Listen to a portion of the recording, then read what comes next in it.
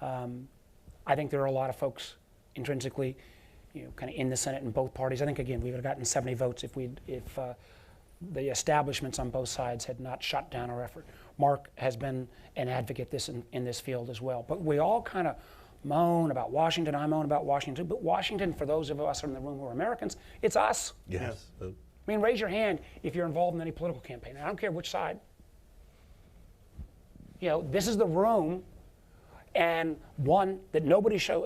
We're 1/10 filled of the size of some of the other rooms.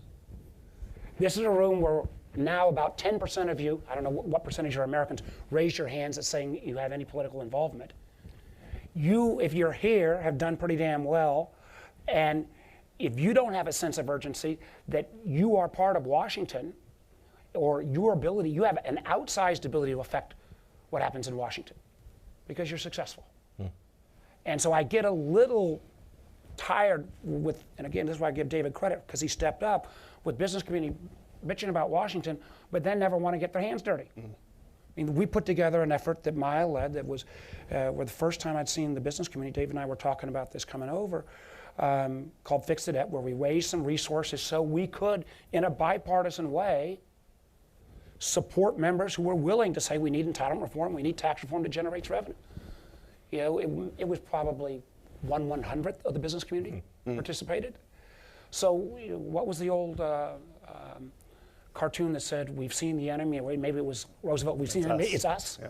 So all I'd say is, as frustrated as you get with the political process, if you don't engage, if you turn the keys over to the extremes, I don't think that's going to fix it. And if you say that's not going to, this is interesting, but it really doesn't affect my day-to-day life, echoing what David said, if you don't think the frustration of Americans with our overall system, not just our political system, but our business system, our tax code is at the boiling point, then Katie bar the door. The walls that are going to have to be built may not be at borders. Right.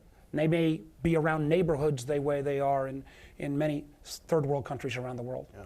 All right, so let me jump in, because I couldn't agree more with what you said, Senator. In fact, when I worked for Jack Danforth many years ago, he said, he had a great line. He said, people think in Washington we're so disassociated, we're so aloof, we're so unconnected to the general public. Nothing could be further from the truth. We all pander to the public, frankly, and we want to do what they want us to do to get reelected in many cases. So I think politicians do listen to the American public, and they should and have to be involved. The problem is when you have candidates on both sides of the aisle attacking the corporate institution as all greedy and rich, and all not paying their fair share.